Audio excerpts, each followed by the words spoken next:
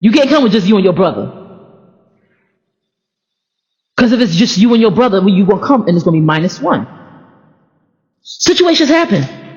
The Ark of the Covenant, God's Ark, right? It carried the tablets, the stone tablets, Aaron's rod, which actually budded, I think, with almonds. I'm not sure. And there's something else in there. Manna. Yep, manna. An ephah of manna. I believe that's true. It does not let me know. So those were those prized and treasured things that God treasured. I don't know if man treasured it because I don't even think man knew why they had it inside of the ark. Because a picture of Moses, a picture of Aaron, and a picture of the manna, I could tell you what I think. Either way, at the end of the day, it don't matter. Because when it started to tip, I'm a little teapot, sure and stout. Here is my handle, here is my spout. When I get all stained up, hear me shout, just tip me over and pour me out. Except the Ark of the Covenant don't want you to tip it over. It don't like that. It don't like tippings. And so Uzzah, right? We're kind of delving into another story, but we're going to come back. Uzzah driving. There's one other place. Thank you, Pastor David. There's one other place. We talked about this 2 years ago, I think. There's one other place in the Bible where you hear about the Spirit of the Lord being driven. And it always sounds violent to me. I don't see where it's a fun thing. Can you guys guess where? I believe it's Mark chapter 1 or 2. Jesus is not, when he's baptized, God's voice appears or is heard. Jesus is in the water. And it says the Spirit of the Lord lights on him like a dove. Now we won't go into the light there, but it was the lights on him like a dove, which shows a little bit of delight, right?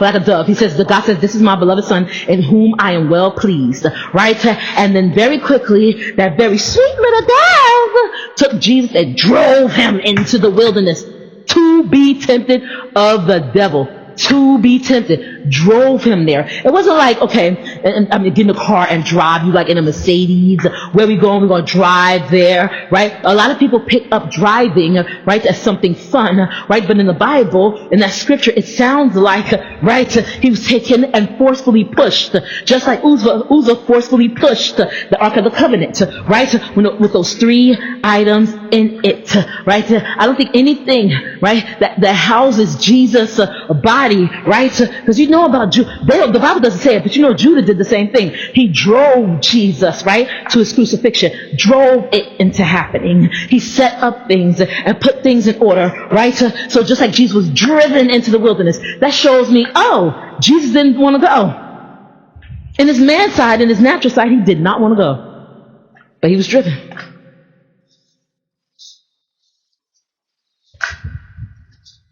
That explains why, right? You are driving the Ark of the Covenant. It's just like step 1. Wrong. Because inside of the Ark of the Covenant is what? Aaron's rod, which had bloomed, right? Had the almond flower, the white flowers with the almonds and stuff on it. The 2 stone tablets and the manna. And this is why it's good to know your symbols. When you see a question, what then shall we say to this, right? If I take out the then shall I say to, right? And replace it with is, we have what is this, right? But before I could say to it, say something to it, then shall I say to it, then shall I say to it. Before I could say anything to it, I must understand what it is. What is this, right? Just replace it with is, right? What is this is inside of the Ark of the Covenant. Never drive the Spirit of the Lord, or never drive Jesus anywhere. Sins drive Jesus. The cross drove Jesus, right? Because Jesus carried the cross. So the cross was riding Jesus. The cross rode Jesus to Calvary. Rode him. But did it drive him? The Holy Spirit directed Jesus and pushed him. That's driving. Inside the Ark of the Covenant is what? What is this? That's the manna. What is this? That's Jesus Christ, right? So you have Jesus Christ, you have a picture of Jesus Christ, you have a picture of Moses, and you have a picture of who? Aaron. So you have a priest, you have a prophet, and you have a king. You have a prophet, you have a priest, you have a king. This picture of these three elements is very important. I never knew it. I just figured it out a couple of minutes ago. But this picture of these three elements is very important, right? With the Ark of the Covenant, you put the Ark of the Covenant on a cart, and just because it's new, it's like putting it on a new shopping cart. A new shopping cart. They didn't have good wheels back then, so just because it's on a cart, you think that it's going to make it to its destination? Not really.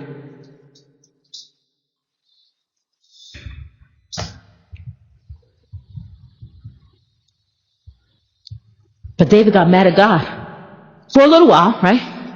He put God on punishment. But then he let God off punishment, and he went to Obed-Edom's house, got the Ark of the Covenant, and then learned how the Ark of the Covenant was supposed to travel. And so he did everything he was supposed to do. That's why I said he was a priest. Because a priest was the only one that was supposed to do that.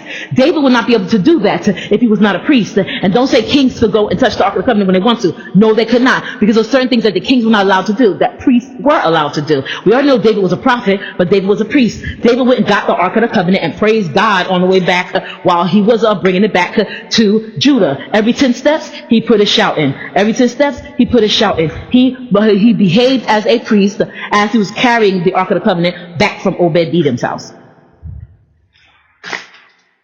Another proof that David was actually a priest was, and this is sad proof, because when Saul was looking for David, he found out that the priest at Nob had actually helped David. I think one of them was Ahimelech/Abimelech. We don't know who he is, so he got slashed. But the priest at Nob, and it's a sad situation. And Saul came and interrogated them, and he said, "Okay, which one of you is going to tell me the truth?" Doeg the Edomite stood up and said it was the priest, and so Saul had all of them.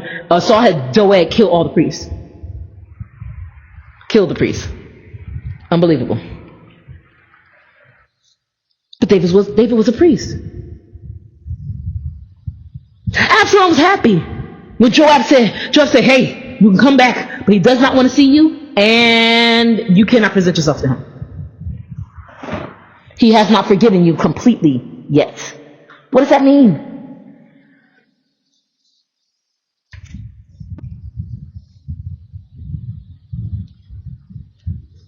You're the king. Forget the fact that you're the king and this is your son. "Hey, Dad, what's up?"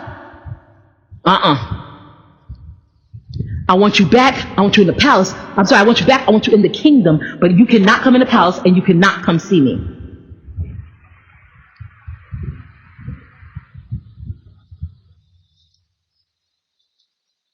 And all along, Absalom thinks he's right. So this is 3 years that he's lived with the concept of, I did something wrong, and he's waiting for his father to forgive him. Has he apologized? No. He didn't tell Joab, "Please go to tell him, I'm sorry, please forgive me." He didn't do that.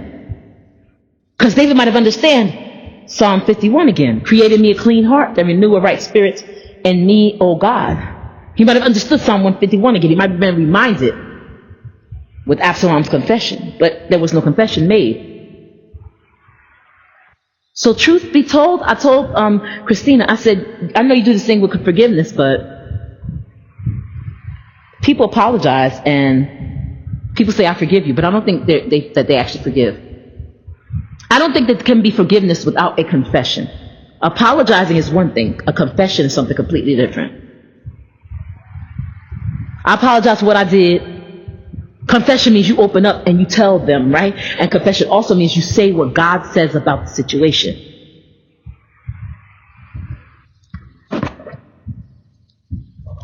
In my confession, I'm freeing myself. I become free and free indeed with my confession.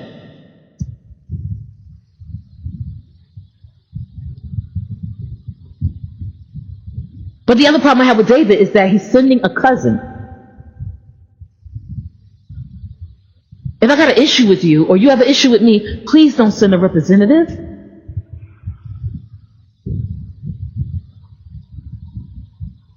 It's me. Talk to me. Because if we still don't have a relationship, you're talking through somebody else. Even if as I send a representative to you, don't respond to it. Because guaranteed, they are going to season your response with an expression of the feelings that they're having. If they're a ball of nerves, it's going to be a nervous, I love you.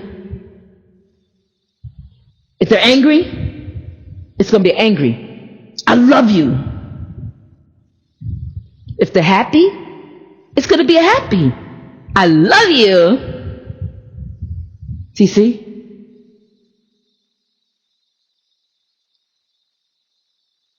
More than words, your tone is very important to me. Don't send a representative. But Joab is going back and forth between David and Absalom. And at the 3-year mark, Absalom moves back into the kingdom. And Absalom, in his mind, thinks he did everything right. He may have to apologize for something. He thought, okay, maybe, I shouldn't have killed my brother, but nobody was doing anything about it. He may have felt justified in it and he's walking in vigilante justice because his father didn't take justice by the horns at all because of the fact that he felt responsible. David still had not, if you go with me, David had worshipped, but David had never confessed completely. If you read Psalm 51, where's David's confession? Create in me a clean heart and renew a right spirit in me, O God. Give me a clean heart, God, and make my heart new. A right spirit new. Make that new too. I'll have a cheeseburger with some fries and some ketchup and a Coca-Cola. Thank you. He put in his order. It's like a drive-through to McDonald's. He never confessed. When did you say, God, what did you say about what I did? So that's what I'm gonna endeavor to entreat my pastor that way. What do you say about what I did? It's hard. What do you say about what I did? So that I can understand. Okay, I say what you say. I say what you say about it. I love my pastor, so I'm not looking for the easy. I'm looking for the valuable. Miss Andrea, what do you say that I did? I feel like I saw it this way, but that doesn't matter. What do you say that I did? Because you are the one that got hurt. And I am looking, right, to push my relationship forward with God and with you. What do you say that I did? Because you got hurt. At the end of the day, the one that you're apologizing to is the one that matters. Do you want to fix this? Then confess. Say what God says. Then confess. Say what they say. Otherwise, live alone like you are. Grandma said, when in Rome, live like the Romans live. I'm not Roman, but I will put on the hat that, with a brush. I heard that they used to put that brush underneath the horses and clean up underneath the horse. Because the horse be riding through a lot of stuff. So how you clean up underneath the horse undercarriage or whatever? Use your hat. No! Use your hat. You ain't got no tissue? No Kleenex? Oh, because this is 7,000 BC? Okay. Hasn't been invented? Y'all nasty.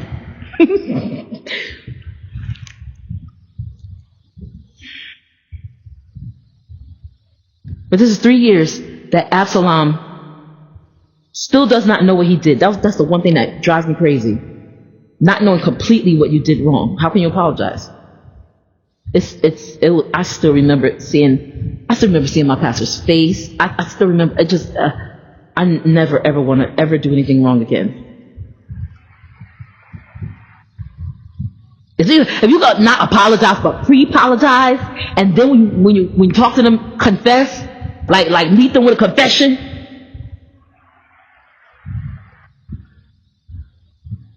I see what God says about it. That's what confession means. But Absalom never did it. And I think he may have had better success with his dad if he had done it. 3 years, he moves, and then he sits there in the kingdom for 2 more years and does not see his father. That's the one thing. To take yourself away from me is like,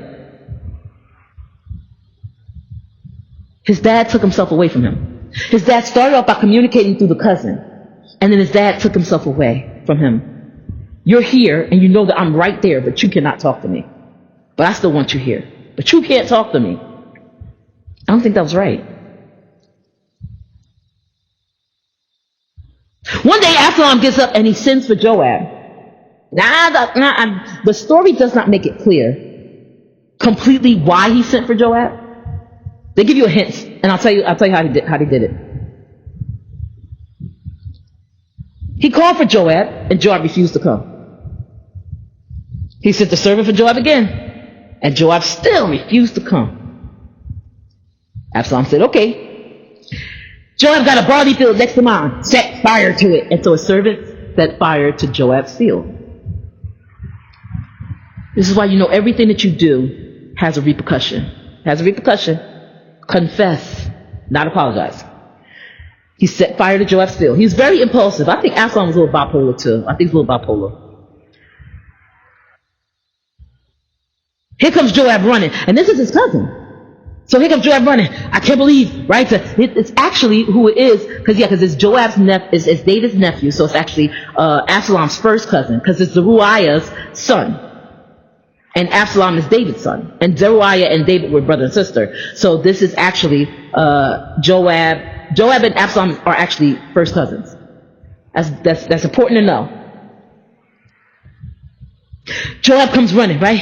And he said, you set my barley field on fire. My barley field. You set my barley field on fire. He said, well, I sent for you and you did not come. When is my father going to let me back into the kingdom? That's how it plays out, but I don't think that's why Absalom even sent for Joab. I think Absalom sent for Joab because he wanted them to know, hey, I'm still here. This is it's not the way he set the thing on fire. He's on fire. No, don't do that. But this is a decent way of actually getting somebody's attention. It's not the best. It's not the best. But it's a decent way of getting somebody's attention. You want their attention? Okay. Do the call out for him. He called out for Joab. He called out for Joab again. And then he set the field on fire. That's when he went wrong, right? Because the word plays out that Joab, while he's coming to see Absalom, said, I don't care if he's a king's son or not, if he's a prince or not. He set my field on fire. He will pay for this one day. So that just kind of tells you, steer clear of the whole barley field on fire epidemic. However,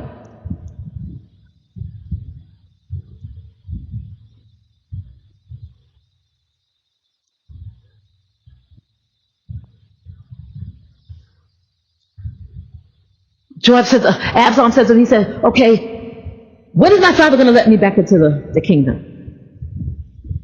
And Joab goes and he tries to mediate a little bit. But I told you, never, ever, ever send anybody else to mediate for you. So Joab presents himself before the king, like not like a nephew, but like a captain. He presents himself for the king. He said, Absalom wants to see you. So David invites Absalom in. So it looks like Absalom was there for 2 years. Joab, when Absalom first left where he was living, David said, you can come, I want you to live in the kingdom, but you cannot come into the palace and you cannot come see me. He comes into the kingdom, lives there for 2 years. So that's 5 years without communicating with his father, because Joab came to bring information, not the father. I want to hear your voice, right? Come on, anybody got a dad? Anybody got a father like that? You want to hear God's voice. I want to hear your voice. Your father figure, I want to hear your voice. A mother figure, I want to hear your voice. I don't want to hear it from somebody else.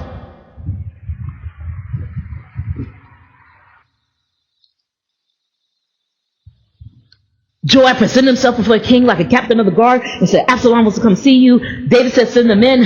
Absalom came in, bowed down, pretended like he was David's best friend. The next thing you hear about Absalom is that he's on the roof with his father's concubines and he's sleeping with all of them at the same time. That's not here nor there. That's not here nor there. Because we see a picture of it with Reuben, so we're not surprised. We're not shocked. You know? He's Absalom, right? But he acts like a Reuben. And at this point, because Amnon is dead, I think Absalom is actually the oldest. So theories and musings of him being king have started to spin in his head, have begun to spin and spin in his head.